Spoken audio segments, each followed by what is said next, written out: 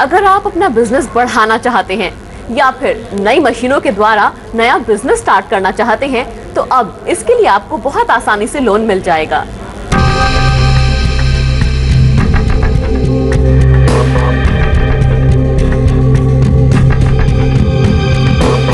अगर आप अपने बिजनेस के एक्सपेंशन या शुरुआत के लिए मशीनरी खरीदना चाहते हैं तो इसके लिए आपको लोन बड़ी आसानी से उपलब्ध हो जाएगा। हम मशीनरी फाइनेंस करते हैं। जैसे आज ऑटोमोबाइल इंडस्ट्री के अंदर CNC machine, BMC machines, printing and packaging industry के अंदर आपकी जो ऑफसेट प्रिंटिंग मशीन्स, उनको जो उसके बाद कटिंग एंड ग्लूइंग मशीन्स, फिर even computers for educational institutions, medical equipment, compressors, generators, ये सारी चीज़ें हम फाइनेंस करते हैं।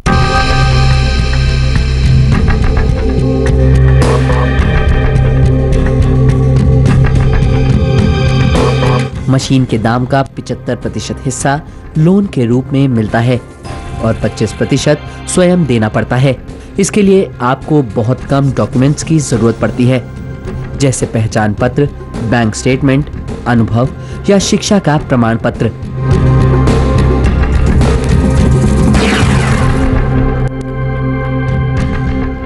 हम लोग जो भी एसएमई इंडस्ट्री को फाइनेंस करते हैं, हम उसमें क्लाइंट का एक्सपीरियंस देखते हैं, उसके एजुकेशनल बैकग्राउंड देखते हैं, उसका ट्रैक रिकॉर्ड देखते हैं और वो क्या मशीनें खरीद रहा है वो देखते हैं और क्या उसके पास ऑर्डर बुक है, कौन उसके क्लाइंट्स हैं, ये सब देख के हम फाइनेंस करते हैं।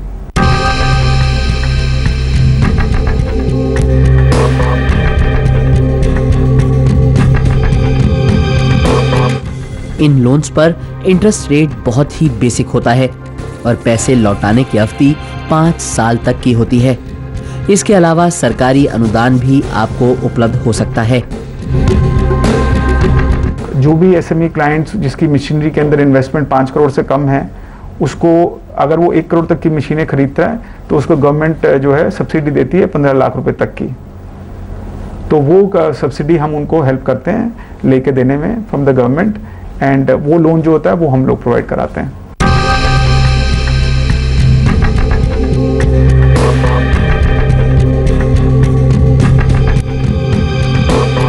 तो अपने प्रोजेक्ट का अच्छी तरह से आकलन कीजिए, अच्छे से अच्छी मशीनों द्वारा इसकी शुरुआत कीजिए।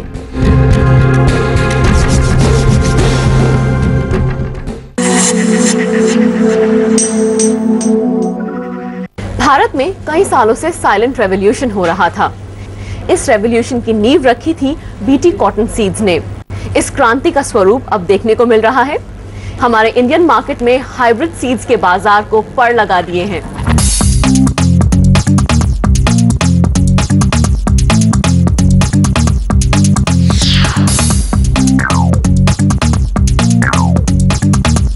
आज भारत का बीज बाजार तूफान की सवारी कर रहा है।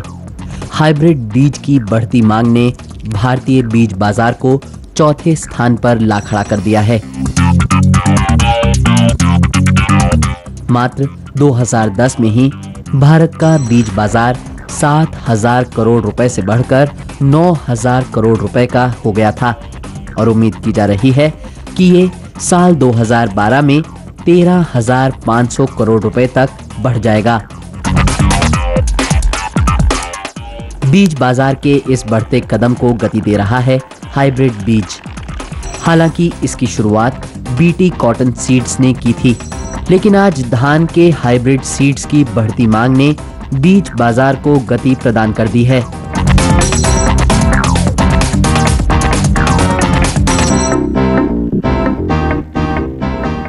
Paddy is grown virtually in every state of India. So naturally we are focusing in a big way in paddy. And Nuzivedu Seeds is developing not only paddy hybrids but also we are developing paddy varieties. And as of now we are a very big player in the state of Uttar Pradesh in supplying both hybrids and varieties. And we also have a significant market share in other states like Chhattisgarh, Bihar, and Maharashtra, Gujarat, AP and Tamil Nadu also. Moti is one of the most popular variety which has been evolved by our R&D system, And this variety is having very fine grain quality and very high yielding potential.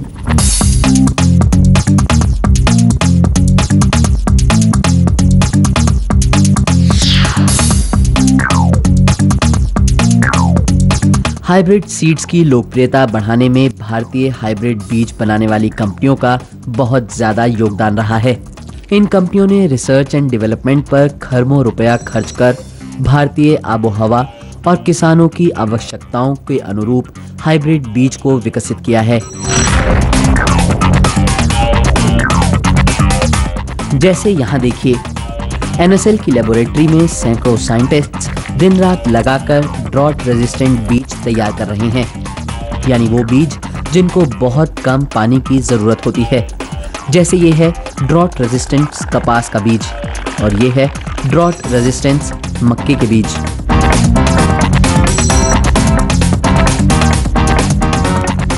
The objective of the project is to develop drought resistance through genetically modified technology, and that once it is developed, it can be applicable to crops like not only maize but also to crops like paddy and cotton also.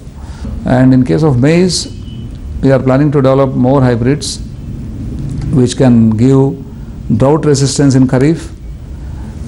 Without genetically modified trait, we can do it in the traditional breeding also. We are working on that direction, and we are also working on developing some low-cost hybrid seeds to meet the requirements in the tribal belts in Rajasthan, Gujarat, and also in UP where there are Deshi Makka is still used. So we would like to give some low-cost seed options for that kind of regions.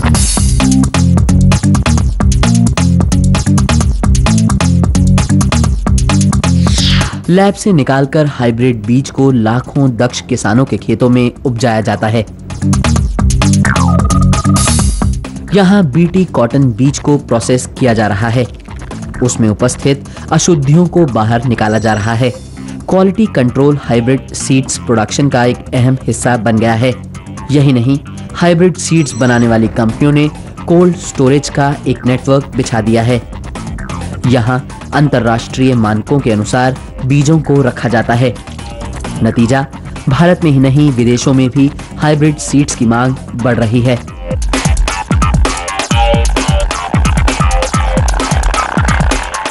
If you look at our quality assurance system, even if there is any human error at one level, we try to catch it at least at the next level. So therefore, we try to make it like almost 100% foolproof, so that the farmer never gets any bad seeds from the company. Yeah, we find very good export opportunities for seeds in Africa, but even in the South Asian countries like Bangladesh and Pakistan. And there are some opportunities in some of the Southeast Asian countries like Indonesia, Vietnam, Myanmar. All these countries there are opportunities.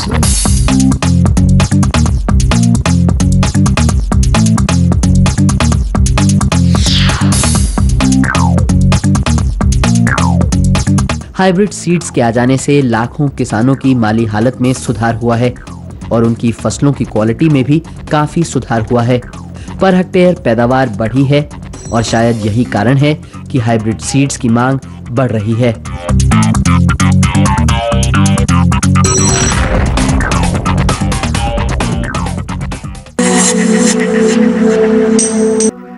विज्ञापन जगत में एक नई चीज होने जा रही है और वो है कि अब टैक्सीज में आपको देखने को मिलेंगे ऑडियो वीडियो एड्स।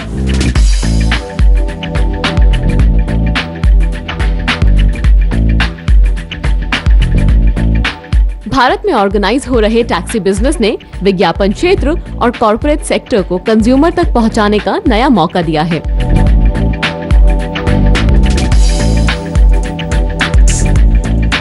अब रेडियो टैक्सी के भीतर ऑडियो वीडियो एड्स दिखाए जाएंगे।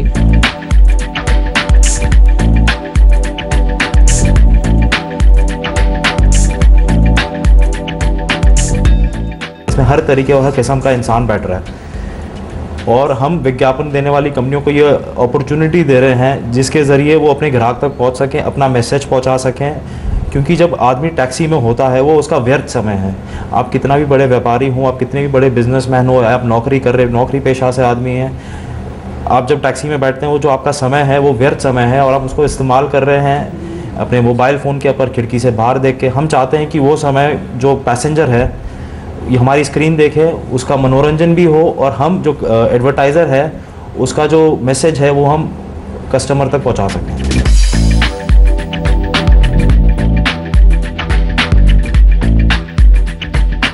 टैक्सी के भीतर दिखने वाले ये प्रचार भारतीय परिस्थितियों के अनुकूल बने विशेष डिस्प्ले यंत्र द्वारा टैक्सी सवार को दिखाए जाएंगे।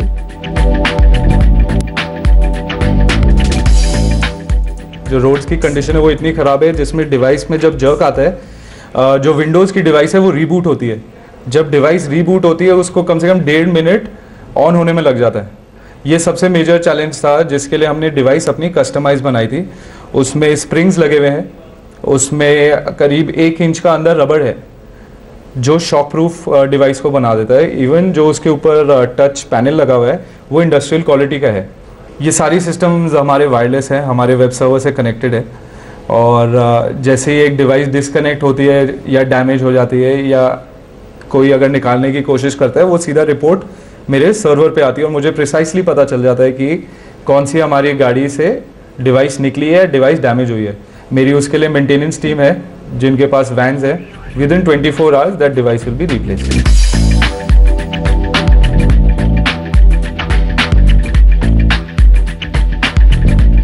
डिस्प्ले के लिए विशेष प्रकार के ऑडियो वीडियो कंटेंट डेवलप किए जा रहे हैं।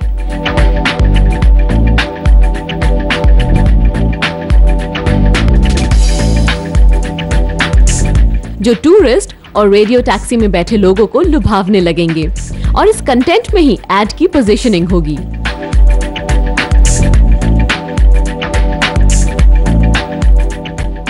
पहले हम सबसे सिंपल बिजनेस मॉडल जो है, जो हमारा वीडियो कंटेंट और स्टैटिक बैनर्स का है, हम वो इंट्रोड्यूस कर रहे हैं। जो 3 भाग है उसमें जो आपकी प्राइमरी स्क्रीन है, प्राइमरी स्क्रीन पे वीडियो कंटेंट चलेगा जो 1 घंटे का प्री डिफाइंड वीडियो शो है। उस 1 घंटे के शो में 50 मिनट्स ऑफ वीडियो कंटेंट और 10 मिनट्स की एडवर्टाइजिंग है जो कि टीवी कमर्शियल्स होंगे। जो राइट साइड है हमारी स्क्रीन का, उस पे स्मार्ट एड ऐप्स है हमारे, वो टच इनेबल्ड एड्स हैं जो माइक्रोसाइट्स खोलती है। और जो वीडियो कंटेंट के नीचे छोटा सा जो फ्रेम है उसमें हम लोग फ्रेश कंटेंट डालते जाएंगे, जैसे उसमें आपका daily horoscope, events in the city, किधर किधर सेल्स लगी हैं, कि जो पैसेंजर्स आ रहे हैं, इंटरनेशनल पैसेंजर्स भी आते हैं हमारे इसमें रेडियो टैक्सीज़ में, उनके लिए भी बेनिफिशियल है। उसमें इवेंट्स हो गया, आपका नाइट लाइफ आ गया, शॉपिंग आ गया, होटल्स आ गया, ये सारी फैसिलिटीज़ भी हम दे रहे हैं।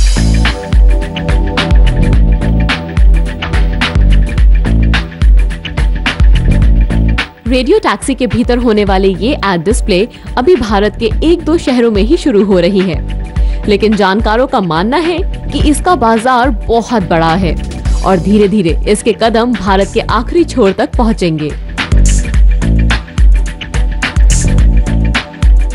जो टीजी हम ऑफर कर रहे हैं हमारी टैक्सियों के द्वारा, आपकी कंज्यूमर इलेक्ट्रॉनिक कंपनीज, आपकी टूरिज्म रिलेटेड कंपनीज, आपकी एफएमसीजी कंपनीज, आपकी बैंकिंग कंपनीज, ये जो सारे सेक्टर हैं इन सब के लिए, और जो आपकी कार मैन्युफैक्चरर्स हैं, जो हमारी ऑडियंस है वो इनके सब के माल इस्तेमाल करने वाली ऑडियंस है। क्योंकि हमारा मीडियम डिजिटल है, हमारी प्राइसिंग भी डिजिटल के हिसाब से ही है, पर हमने रियलाइज़ किया कि डिजिटल की जो वॉल्यूम है और जो टारगेट है और जो स्पिलेज है, जो कस्टमर वेस्ट होता है, उसकी जो क्वांटिटी है वो बहुत ज़्यादा है और हमारे अंदर स्पिलेज ना के बराबर है।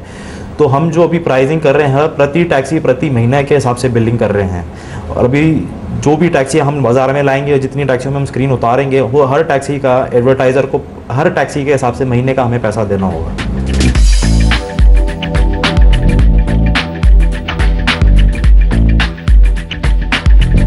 पहले बिल बोर्ड, फिर साइनेज और अब टैक्सी के भीतर एड।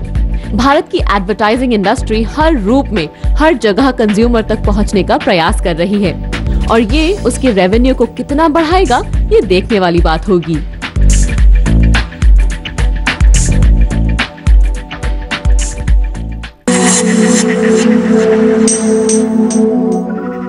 किचनवेयर बाजार में एक नई चीज देखने को मिल रही है और वो है हेल्दी फूड किचनवेयर।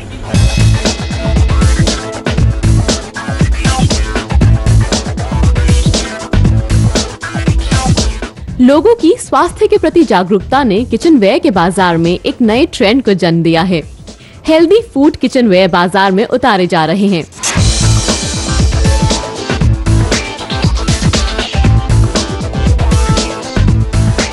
ये है स्टीमर, पूरी तरह हाई ग्रेड पॉलीमर फाइबर से बना हुआ। ये सब्जियों को बड़ी आसानी से स्टीम में पका देता है।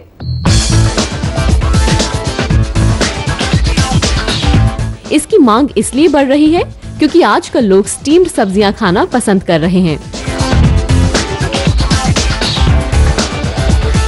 Steaming is the most healthy form of cooking. So we have a product with which you can steam your vegetables on a gas cooker.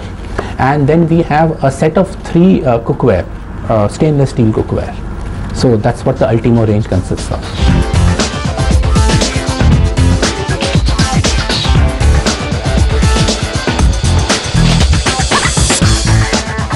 उसी तरह से ये टेफ्लॉन कोटेड किचनवेयर, ये नॉन स्टिक वेयर है। इसमें बहुत कम तेल में भी खाना बनाया जा सकता है। ये पूरी तरह सेफ है और ये चॉपर जो बिना पावर चलता है।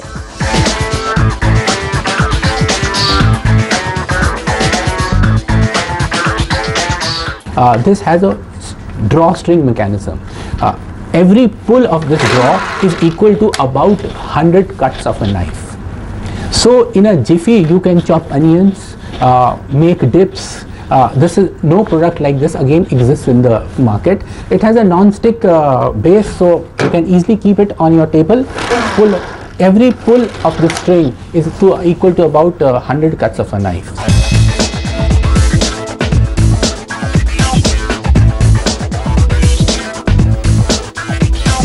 इस तरह के किचनवेयर जो हेल्दी फूड बनाने में सहायक हैं, उन्हें लोग खरीद भी रहे हैं और इनकी कीमत भी बहुत ज्यादा नहीं रखी गई है। इसीलिए ये किचनवेयर के मार्केट में इन थिंग्स हैं।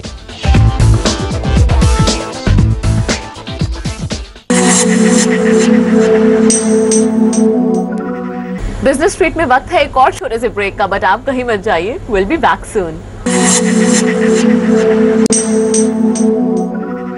भारत में विश्व स्तरीय स्टेंट बनने लगे हैं, यानी कि कल तक स्टेंट को आयात करने वाला भारत आज उसे निर्यात कर रहा है। इससे उम्मीद ये लगाई जा रही है कि एंजियोप्लास्टी में होने वाले खर्चे में काफी कमी आएगी।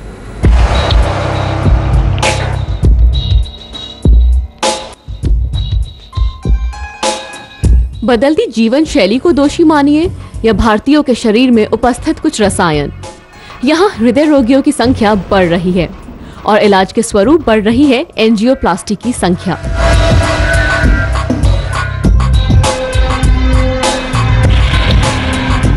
इस प्रक्रिया में एक स्टेंट द्वारा बंद आर्टरीज को खोला जाता है। आज भारत में करीब 2.5 से 3 लाख स्टेंट की जरूरत है, जिनमें से 75% स्टेंट भारत आयात करता है, जबकि मात्र 25% भारत में बनता है। इससे एंजियोप्लास्टी की कीमत काफी बढ़ जाती है।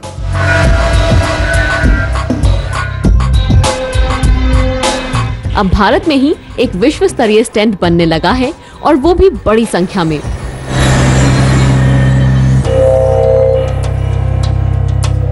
माना जा रहा है कि इससे एंजियोप्लास्टी की कीमतों में काफी कमी होगी, क्योंकि स्टेंट बहुत सस्ता हो जाएगा।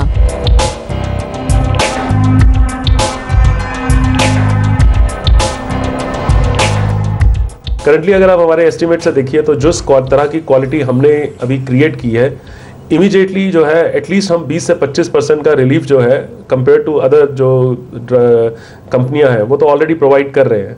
लेकिन हमारा ये मानना है कि आने वाले समय में हम करीबन 30 से 40% जो प्राइसेस हैं अगले 1-2 साल के अंदर और कम कर देंगे।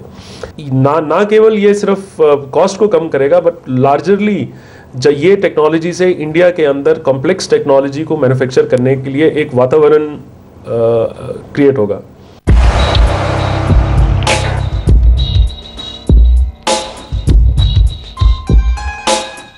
एक स्टेंट के मुख्यतः 3 भाग होते हैं। एक छल्ला जो आर्टरीज को खोलता है, दूसरी दवा जो आर्टरीज की दीवारों में जाकर उन्हें राहत पहुंचाती है। और तीसरा पॉलीमर, जो दवा को आर्टरीज तक पहुंचाने का माध्यम बनता है। लेकिन पॉलीमर की अधिक मात्रा लॉन्ग टर्म में कई कॉम्प्लिकेशंस को जन्म देती है। नए स्टेंट को कुछ इस तरह बनाया गया है जिससे पॉलीमर की मात्रा सामान्य से 1/4 रह गई है।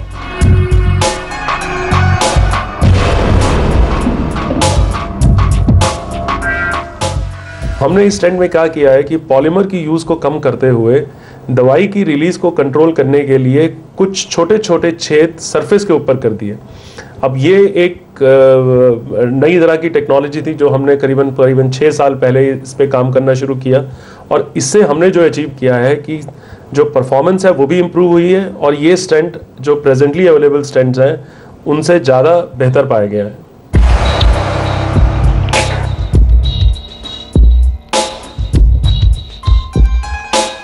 भारतीय हेल्थ केयर इंडस्ट्री इस बात से खुश है कि ये स्टेंट अंतर्राष्ट्रीय मानकों की कटौती पर खरा उतरा है। इससे देश में ही नहीं विदेशों में भी इसकी मांग बढ़ेगी और इसका निर्यात भी होगा।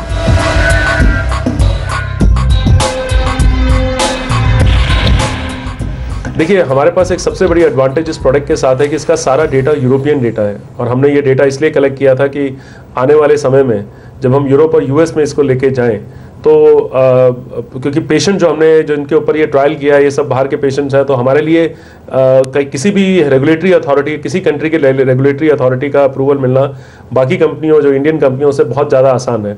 अभी हमें 4 महीने पहले इसको लॉन्च किया है और ऑलरेडी वियतनाम और मलेशिया में हम बेच रहे हैं। अगले 1 हफ्ते के अंदर हम जर्मनी शुरू कर रहे हैं। तो वेस्टर्न यूरोप हमारा मेजर मार्केट अभी करंटली रहेगा, और इसके अलावा साउथ ईस्ट एशिया जो है वो भी ऑलमोस्ट हर जगह पर एडवांस स्टेजेस ऑफ अप्रूवल पे प्रोडक्ट हैं। तो south east Asia, middle east, Latin America और यूरोपियन, ये हमारे फर्स्ट फेज के लॉन्च है।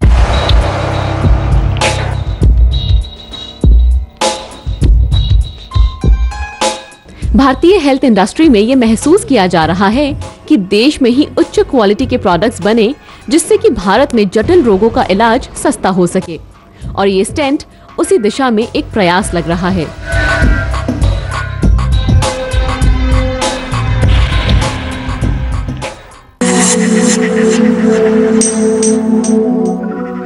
बिजनेस स्ट्रीट में आज के लिए बस इतना ही। अगले हफ्ते फिर आपसे मुलाकात होगी, सेम टाइम सेम प्लेस। तब तक टेक केयर, गुड बाय।